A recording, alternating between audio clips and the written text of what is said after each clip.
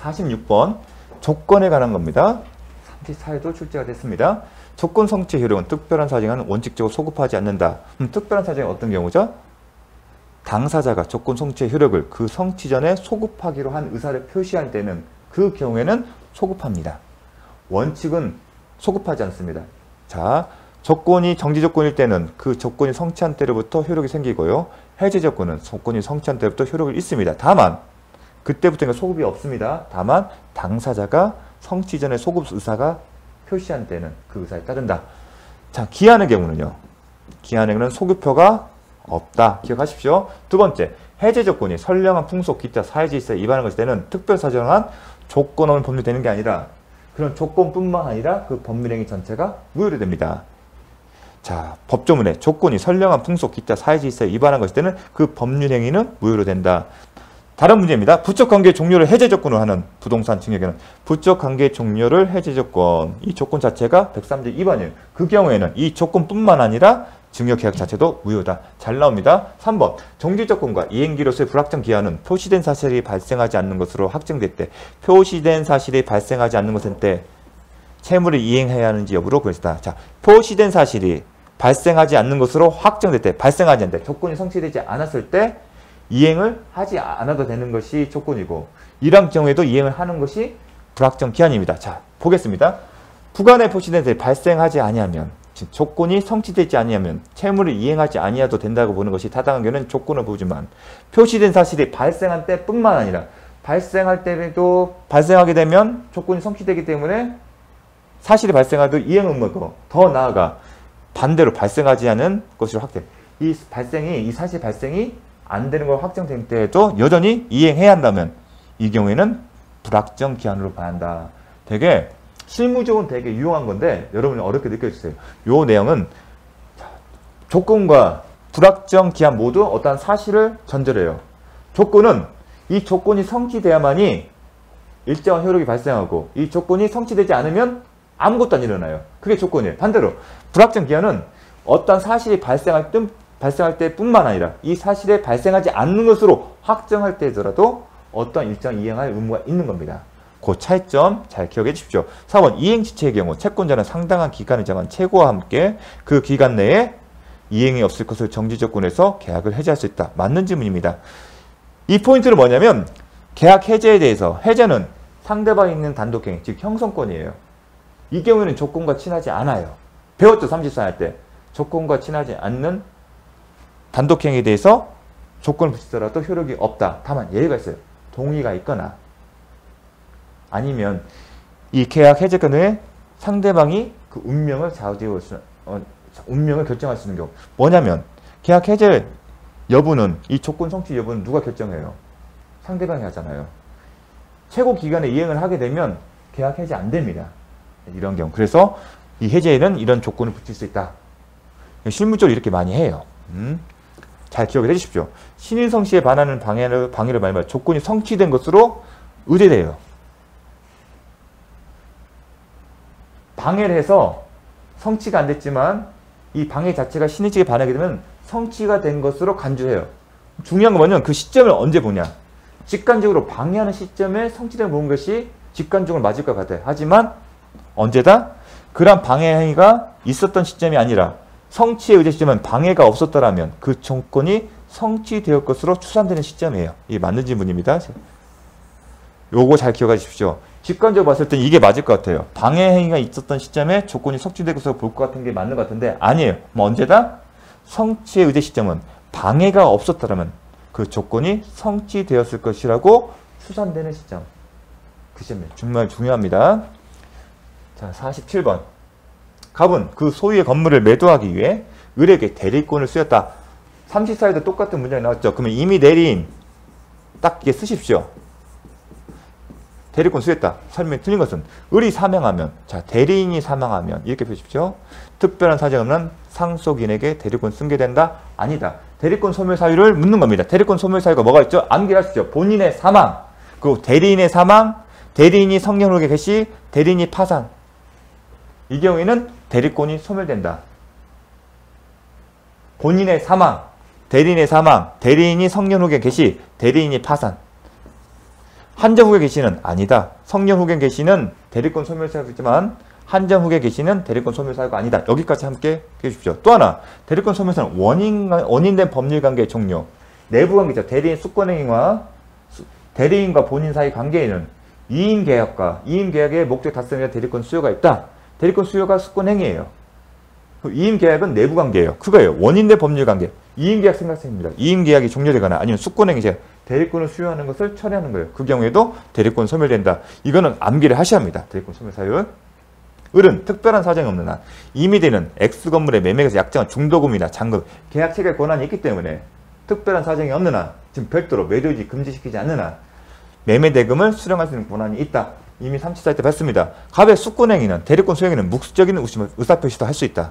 항상 의사표시는 묵시적인도 가능하다.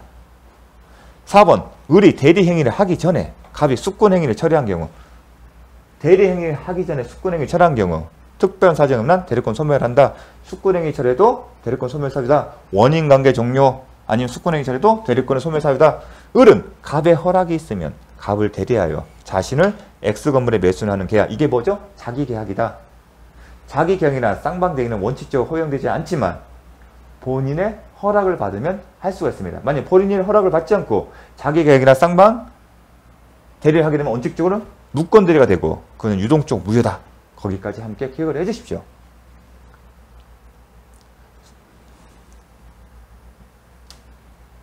민법상 대리에 관한 설명으로 옳은 것은 이미 된 수리인 경우는 대리 원칙적으로 공동 대리가 각자 대리라. 각자 대리. 잘 나오는 지문입니다. 각자 대리. 대리인이 이미 된 여러 명 있으면 각자 대리가 원칙이다. 시험에 잘 나옵니다. 대리 행위를 하자로 한 취소권은 원칙적으로 대리에게서는 아니다. 취소권 자체는 누구한테 있다? 본인에게 있고 본인이 별도로 대리인에게 취소권 행사를 맡기면 그때 할 수 있는 겁니다. 원칙적으로 누구한테 있다? 본인에게 기속된다. 자, 부동산 매도인의 대리인이 본인을 위한 매매 계약에 있어 상대방으로부터 강박을 당한 경우 특별한 사정이란 그 대리는 취소할 수 있다? 아니다. 자, 강박, 의사표시에 하잖아. 사기 강박, 의사표시 흥결이나 사기 강박은 누굴 기준한다? 대리인을 기준해요. 대리인이 강박을 당했으면 계약에 취소 사유가 발생합니다. 근데 그 취소권 누구한테 있다? 본인에게 있다. 그걸 묻는 겁니다. 반대로 대리인의 기망행위로 계약을 체결한 사람. 지금 대리인이 사기 강박을 당한 경우고 지금 피해자인 거예요. 상대방 이유는 가해자인 거예요. 대리인의 기망행위로 계약을 체결한 상대방 본인이 그 기망행위를 알지 못한 경우 취소할 수 없다? 아니다. 본인은 제3자가 아니에요. 왜 이런 문장이 나왔냐? 사기 강박에 관련해서 상대방이 아닌 제3자가 사기 강박한 거예요. 계약할 당사자가 아닌 제3자가 사기 강박을 할 경우에는 언제 취소할 수 있다? 그 상대방이, 표의자는 상대방이 그 사실을 알았거나 알 수 있었을 경우에 하나요? 의사표시를 취소할 수 있습니다. 근데 그 상대방에는 본인은 포함되지 않습니다. 그걸 묻는 겁니다. 잘 기억을 해주십시오. 자, 대리인을 통한 부동산 거래에서 상대방 앞으로 소유권 이전 등기가 맞춰진 경우 대리권 유무에 대한 증명 책임은 대리행위 유효를 주장하는 상대방이 있다? 아니다. 등기가 됐으면 등기 추정력에는 뭐가 있다? 적법한 등기 원인 또한 부동산 등기법이 정한 적법한 절차에 따라서 이루어진 것으로 추정됩니다. 거기 안에는 대리권도 추정이 돼요. 따라서 대리권이 없음을 주장하는 사람, 대리 유효를 주장하는 사람이 아니라 대리행위의 효력을 다투는 사람에게 증명 책임이 있다. 거기까지.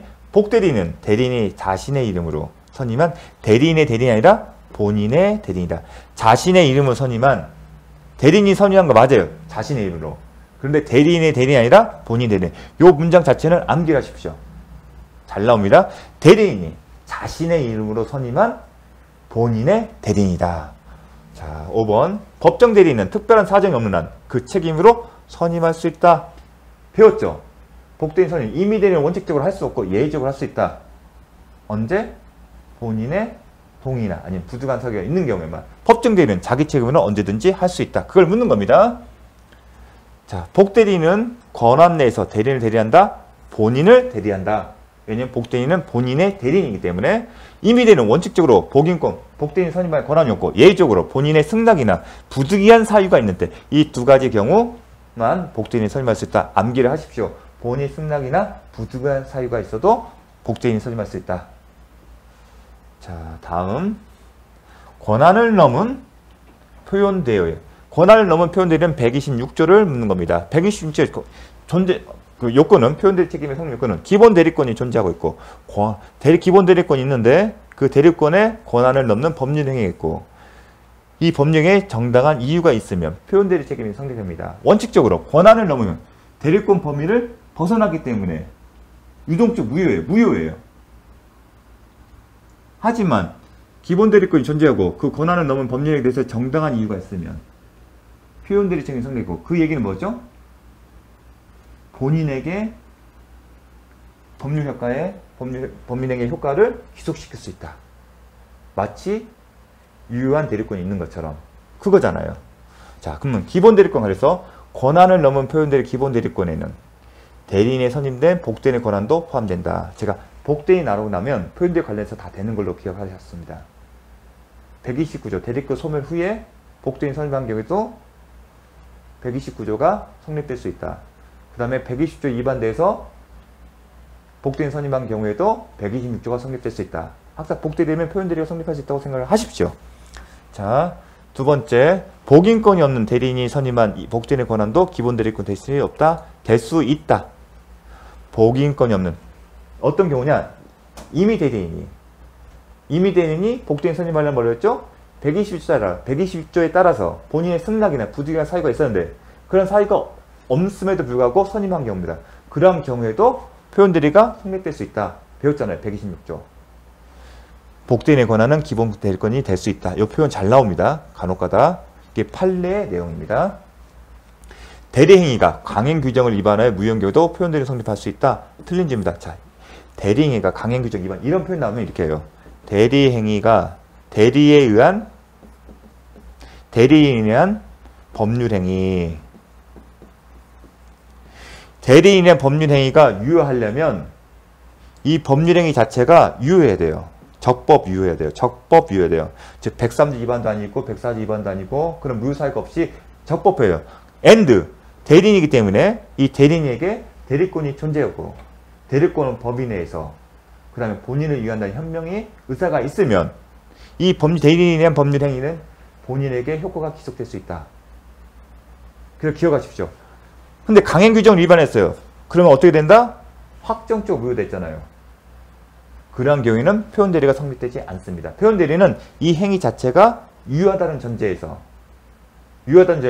이 대리인에게 대리권이 없거나 대리권이 있음에도 불구하고 권한을 넘는 경우에 성립되는 문제입니다. 자, 이 문장도 잘 나옵니다. 그래서 대리에 인한 법률행위. 표현 대리의 문제는 이 법률행위 자체가 유효한 경우입니다. 따라서 이게 무효면 표현 대리 자체가 성립할 수 없습니다. 대리행위란 대리행위로 이루어진 법률행위다. 요렇게 딱 쓴 다음에 이 법률행위가 유효하고 그 다음에 이 대리행위가 대리권이 존재하고 그 다음에 대리권 범위 내에서 현명주가 있어야만이 효력이 발생한다. 그 얘기는 본인에게 기속시킬 수 있어요.